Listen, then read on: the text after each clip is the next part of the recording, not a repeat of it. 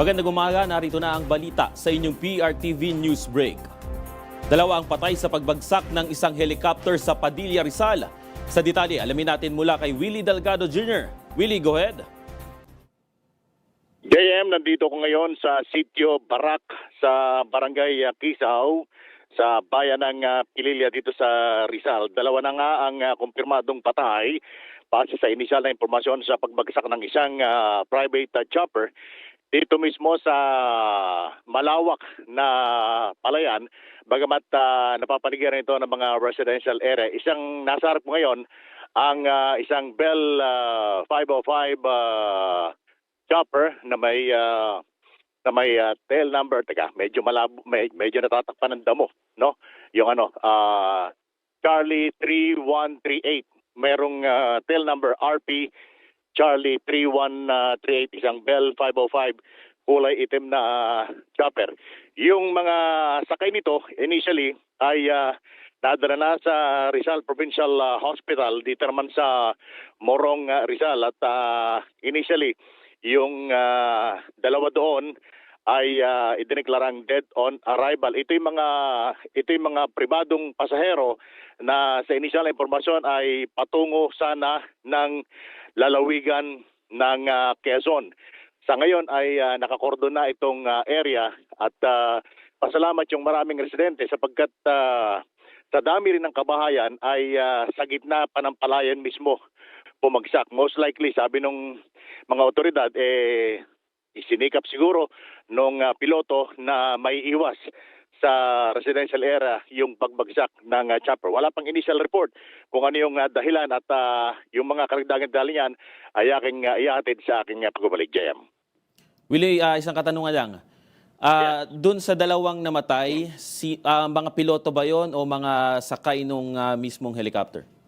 Yung dalawang namatay sa kayon pero hindi malinaw kung piloto o anong posisyon nung kung siya ay pasahero o siya ay piloto, at yun ang ating alamin sa pagpatuloy ng isinasagawang investigasyon na JM. Okay. Maraming salamat, Willie Delgado Jr.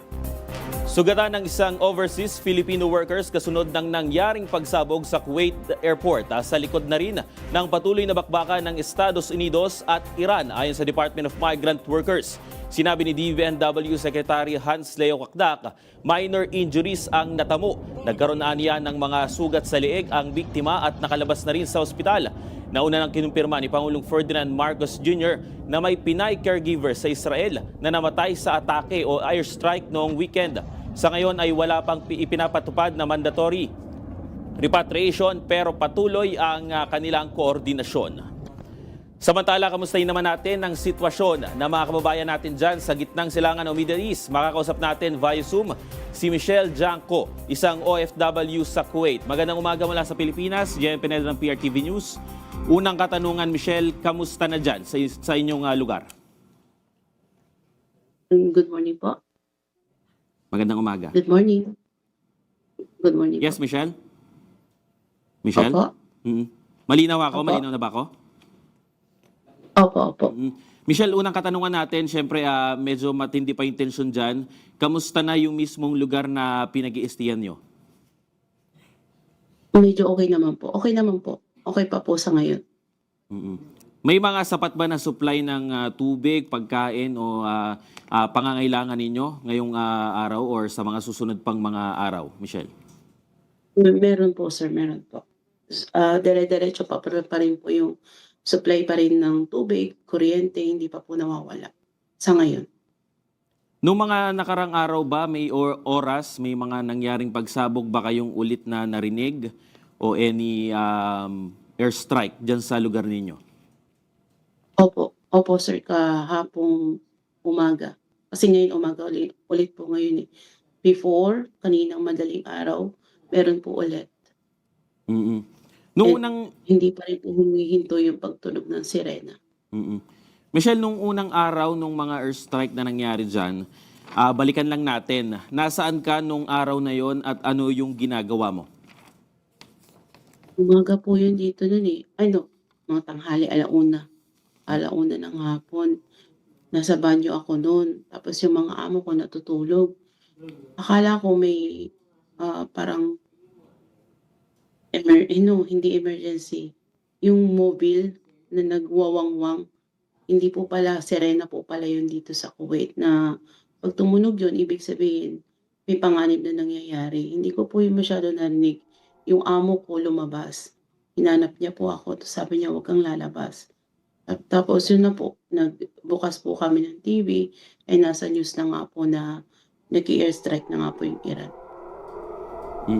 Matanong ko lang din, Michelle, kung magbubukas ba itong pintuan ng repatriation o yung pagpapauwi dito sa Pilipinas, pipiliin mo bang umuwi dito sa ating bansa?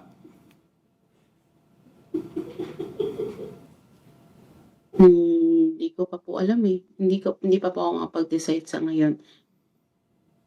Pero sa ngayon Mahirap pa... po kasi Go ahead, Michelle. opo, hindi pa po ako makapag-decide sa ngayon. Kung saka-sakaling ang sitwasyon ay lumala, hindi na po makontrol at inopen po yung repatriation pag sa Pilipinas para sa aming siguro po. Pero sa ngayon kontrolado pa naman po. Okay, maraming salamat sa tiwala at ingat ka dyan, Michelle, at stay safe. Salamat po. Samantala, nagain ng isang panukalang batas si House Majority Leader at Ilocos Norte Representative Sandro Marcos para gawing criminal offense ang road rage. Ayon kay Congressman Marcos, ito ay upang mapanagot at mapatawan ng mabigat na parusa ang mga nagsisiga-sigaan sa kalsada. Inihain ni Marcos ang House Bill 8190 o ang Anti-Road Rage Act kasunod ng balitang kaugnay sa road rage sa NLEX kung saan hinaras at tinakot umano ng isa sa mga anak ni Pangulong Ferdinand R. Marcos Jr. ng convoy ng governor ng Bulacan. Sa ilalim ng panukala, sinabi ito na papakasuhan ng 6 na buwan o saan ng 6 na buwan hanggang 4 na taon na kulong o multang 20,000 pesos hanggang 500,000 pesos ang sangkot sa road rage na driver na agresibo. May pananakot, pagbabanta o pangaharas at magdudulot ng panganib ng buhay o sa buhay ng ibang tao at pinsala sa ari-arian. Sasayalim din sila sa anger management trainings at sususpindihin din ang kanilang lisensya. At yan ang mga balitang nakalap ng inyong PRTV News Break. Live kami sa free-to-air channel 31, Signal Channel 31 at sa YouTube. Tumutok sa aming social media accounts sa Instagram, Facebook at TikTok sa @PRTV Media. Ako si JM Pineda. Magandang umaga.